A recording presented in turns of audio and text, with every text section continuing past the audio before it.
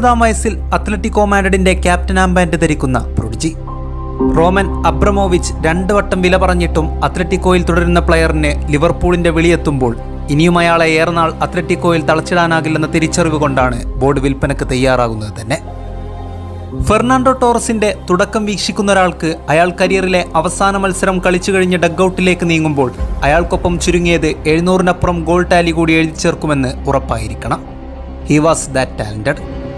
മേഴ്സിസൈഡിലേക്ക് വന്നിറങ്ങുന്ന super striker Steven Gerrard എന്ന midfield മാസ്ട്രോയുടെ വിഷന് ഫൈനൽ ടച്ച് നൽകുന്നുണ്ട്.